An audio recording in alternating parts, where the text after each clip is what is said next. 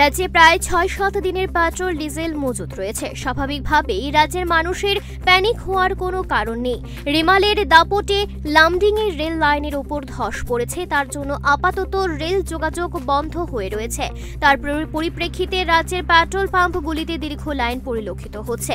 এই বিষয়ে রাজ্যের জনগণকে আশ্বস্ত করে খাদ্যমন্ত্রী এই কথা বলেন। তিনি আরও বলেন, উত্তর পূর্বাঞ্চলের রেল আধিকারিকের সঙ্গে দ্রুত রেল চলাচলের বিষয়ে তার কথা হয়েছে। প্রায় 6 থেকে 7 দিনের পেট্রোল এবং ডিজেল মজুত রয়েছে।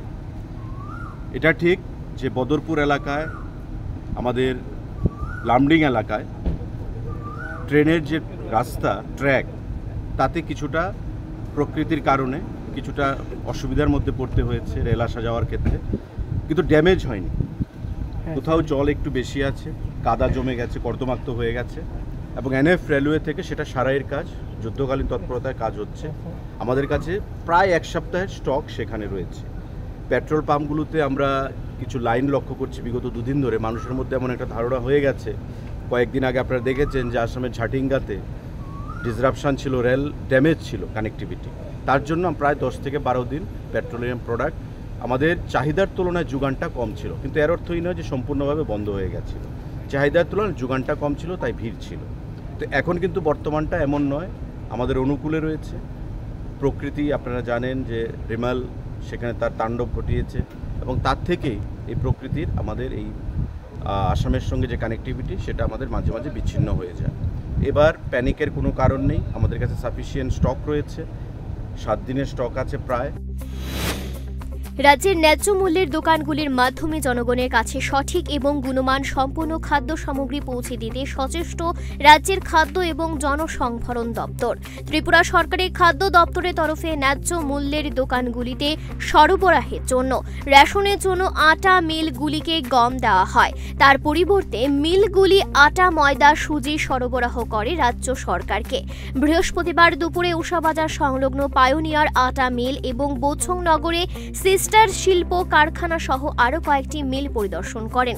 পাশাপাশি খাদ্য প্রক্রিয়াকরণ এবং সংরক্ষণের প্রক্রিয়া সংক্রান্ত বিভিন্ন বিষয় সরেজমিনে খতিয়ে দেখেন সপার্ষদ খাদ্যমন্ত্রী সুশান্ত চৌধুরী।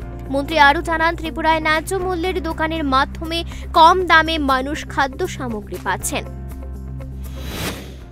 পিডিএস অর্থাৎ রেশন শপের মাধ্যমে যে আটা, ময়দা, সয়াবিন এগুলো প্রদান করা হয় সাবসিডাইজড রেটে, তা যারা ম্যানুফ্যাকচারার, যারা এগুলোকে তৈরি করে, প্রস্তুতকারক, কিছু মিল রয়েছে।